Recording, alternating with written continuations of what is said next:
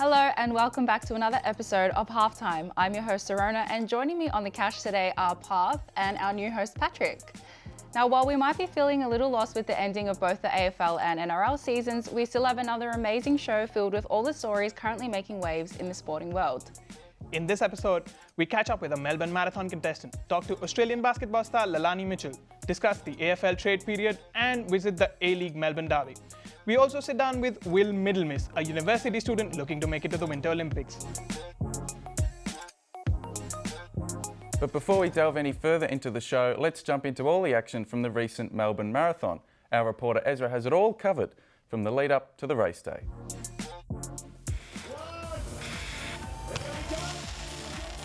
Xavier Joseph was one of the many people who participated in the recent Melbourne Marathon Festival. I'm going to celebrate with a nice ice bath, and probably a large pizza, not going to feel guilty about it. I felt great, crossing the finish line inside the MCG, one of Melbourne's most iconic, places for sport. It felt fantastic, dude, honestly. After his ice bath and pizza, we caught up with Xavier at his workplace to learn more about why he runs marathons. That's why I love running. It's this huge mental exercise where you are challenged to be trapped with your thoughts for, 2 to 3 hours. Xavier also believes that completing marathons improves your well-being. Big runs like yesterday have helped me to be a lot more happy and positive in my life. After the Sydney Marathon in September, Xavier was able to improve his time drastically due to an adapted training regime. So Anderson Street, near the tan, there's that massive hill. So I was just doing sprints up the hill, coming back down, doing sprints and conditioning myself to do, that explosive sort of cardio. And it all paid off. Xavier was aiming to run the marathon in under 3 hours and 30 minutes. He ran it in 3 hours, 29 minutes and 50 seconds. I don't know where I found the last bit of energy, but I absolutely gassed it at the end and I just, sprinted towards the finish line. The Melbourne Marathon Festival attracted over 37,000 participants, making it one of Australia's largest marathon events to date. 4 out of the 5 events were completely sold out as runners and spectators flocked to the city. This popularity has Xavier hooked on the Melbourne Marathon Festival. They have this club called the Melbourne Spartan Club. Yeah. So once you've done 10 marathons, you get initiated to this club of, marathon runners, and they get special singlets and treatment and stuff. So it's like, now that I'm a very stubborn person, so I've set that in my mind to work towards that. So I definitely want to tick off those 10 Melbourne marathons to sort of try and join that club. With 1 Melbourne Marathon under his belt, Xavier has a long way to go. Thanks, Ezra. Well-known Kenyan marathon runner Eliud Kipchoge has become the first person in the world to run a marathon in under 2 hours. Kipchoge completed the race organised specifically for him with a time of 1 hour, 59 minutes and 40 seconds, on average running 1 kilometre every 2 minutes and 50 seconds. Kipchoge is one of the most decorated marathon runners of all time, most notably having won 3 Olympic medals and 7 world marathon majors, amongst various other achievements.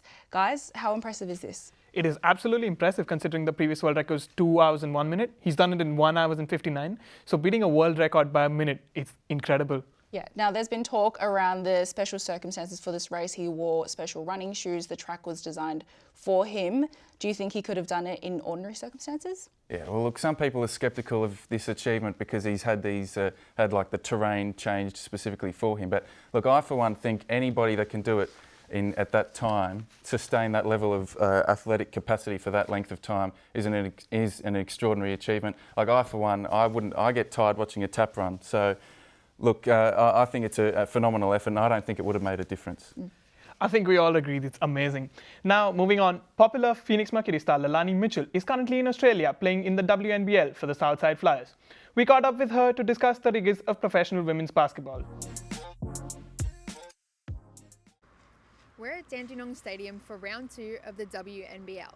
We're watching the Southside Flyers take on the Perth Lynx. We caught up beforehand with international star Lelani Mitchell. So my mom was from Australia and moved to America when she married my father, but she always wanted us kids, because I've got a lot of siblings, and she always wanted us to come to Australia and live here. And so she passed away 10 years ago, and I just wanted to always do that for her. The trainings aren't as frequent, so we only train about 3 days a week, and then 1 to 2 games on the weekend, whereas in Europe we're training every single day, twice a day. And I play year round. It's just really tiring to do that for 12 months, year after year after year. So I find it's a good balance here. You actually have time to have a life outside of basketball. And as I've gotten older, and I'm no young spring chicken anymore, so I need to sort of find that balance to be able to prolong my career. The last Olympics that I went to in Rio, it was a bit of a disappointment that we didn't get a medal. So I'm looking for some revenge, and hopefully I'm able to be on the team and go to Tokyo to represent Australia. Thanks, Emma. AFL's silly season has officially wrapped up, with another wild trade period having come to an end. Many big names have found themselves in new homes, with Tim Kelly's move to West Coast headlining the trades. One of those most notable storylines of the trade period, though, was Joe Danaher, with rumours flying for weeks about the Essendon star being traded to Sydney, a deal which ultimately fell through. Guys, what events of this trade period stood out to you? I think it has to be the Joe Danaher saga, considering that everyone he thought he was going to get traded to Sydney, and he didn't. He's expressed his disappointment about it, and I think it's a more notable point of the trade period. Yeah, I think Danaher didn't really have a great time during the trade period, but there are teams who had a great time during the trade period. Patrick, I'll let you talk about St Kilda. Well, yeah, I've got to confess I'm a big St Kilda supporter, but I don't think I'm being biased when I say that they were the clear winners of the trade period. They brought in 5 quality players that easily go into their best 22. Yeah, they lost a couple along the way, but I think they're replaceable. And in terms of losers, I don't think we can go past Adelaide. They lost, I think, half a dozen players who were not only quality players, but they were experienced and they really defined what the club was about. But I think, unfortunately for them, the bottom of the ladder looms for them next year.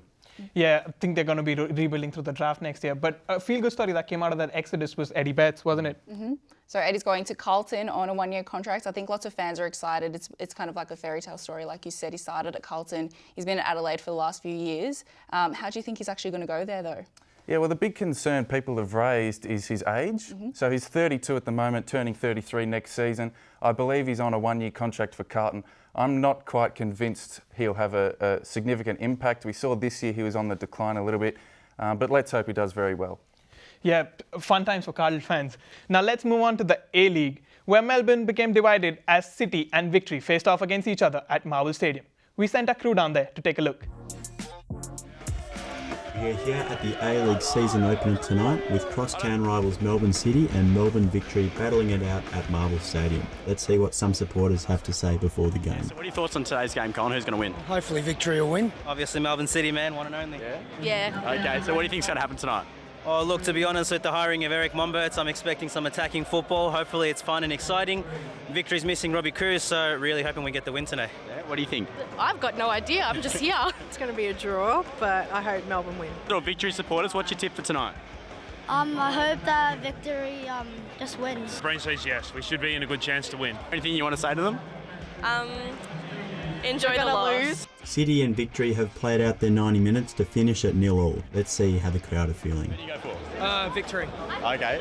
Yeah. Okay, so what were your thoughts on the game, mate? It was so crap. Scrappy's probably the best way to describe it. Pretty average game. It was too cagey. There was no actual attacking opportunities. We bought memberships in the last week, so we're reconsidering that. And the gaffer, he does nothing. Bring back Warren Joyce. Honestly, what is this? Okay. What do you have to say to the Victory supporters tonight? Oh, mate, they're even worse. Their gaffer's even worse. Just need to get their heads kicked in. He looks like a fat Dusty Martin, doesn't he, yeah? I'm a fat Dusty Martin! A bit of a sombre mood amongst the crowd here at Marvel. Not the exciting opening to the season we were hoping for. Back to you guys in the studio. Thanks, Seb. And this week we're joined in studio by a student who's looking to make the next Winter Olympics in 2022 as a cross-country skier. Glad to have you with us, Will. Good to be here. Thank you for having me. No worries. So tell me, when did you start cross-country skiing? I started when I was 11 years old. My stepdad actually cross-country skied for Australia himself, and he suggested to me one day to give it a try. Mm-hmm. And since then, I've just enjoyed it. I loved it. Just really good for the light frame I am. Yeah. That's good. Do you mind explaining the two types of cross-country skiing to us? So yeah, there's two techniques of cross-country skiing. There's a classic technique and a skating technique. The classic technique is probably best described as running with skis on your feet, And then the skating technique is, I guess, ice skating kind of movement with skis on your feet and long poles. So I guess that's the best way I could describe it. And how difficult is it to actually find terrain to practice cross-country skiing? Yeah, it's a fair way to go. So it's not hard to find, but yeah, so it's about, for me, my home mountain is Falls Creek, which is about a 5-hour drive from Melbourne. So I travel up there every weekend, and the terrain up there is fantastic for cross-country skiing. I find it's, got enough hills, got enough downhill, and has enough flat for it. So yeah, it's quite good. And what inspired you to become a cross-country skier? I think I had the That's okay, go on. I guess the inspiration kind of came from, Norwegian cross-country skis, such as, you probably haven't heard of them, but Petter Northug, Johannes Hosvold Klæbo, skis like that. They're just, I really look up to them, and yeah, I guess it's also the idea of, going to the Olympics and having that experience and representing a country, I guess, is also a big factor. Yeah. So you drive 5 hours every weekend. The next Winter Olympics is in 2022, which is almost 3 years away. Yeah. So you're fully committed to this training. You told me earlier that your training starts next week, even though your actual Australian competition season starts in July of next year. Why are you so committed? You're very, very committed to this. Is that your ultimate goal, to win a gold at the Winter Olympics? I guess not to win a gold. I think that's a little bit out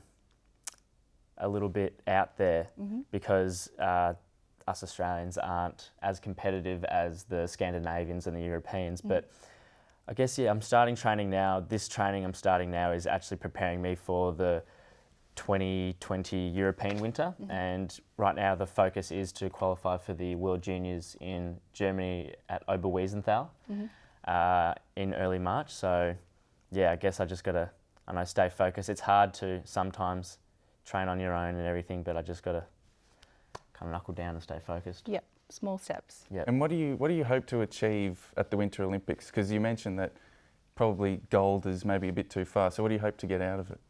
I guess the aim is to actually get a top 30 finish, which is quite impressive even for just a European skier. So I guess a top 30 is probably the ultimate goal.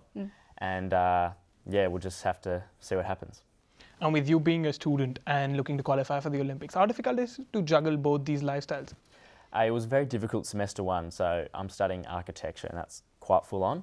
And semester one was, quite hard. So I've actually dropped down part-time, and that's, helped me a fair bit with managing my workload of training and uni work. So yeah, it's helped me a lot. Well, it's great to see that you're pursuing, a degree in architecture, and also your other dream, which is obviously cross-country skiing, with your goal being the 2022 Winter Olympics. And we wish you the best of luck, and thank you so much for joining us. Thank you. It's now time to head to Patrick for this week's social media roundup. Thanks, Sarona. While the AFL might be over for another year, for Richmond superstar Dustin Martin, that doesn't mean the media is done and dusted with him. After celebrating the grand final win with his teammates, Martin took off to Las Vegas for some further partying with former Collingwood player Dane Swan. And by the looks of it, even the States were excited by Dusty's arrival. Back home, however, it isn't the festivities hitting the headlines, but instead Martin's car, which has been left behind at the MCG while the Norm Smith medalist lives it up in Vegas. But while Dusty's car might be in safe hands for now, the same can't be said for Nick Kyrgios. Although the Australian tennis player is renowned for his racket smashing, this time it was something a little more expensive that sustained the damage, his $300,000 Dodge Challenger.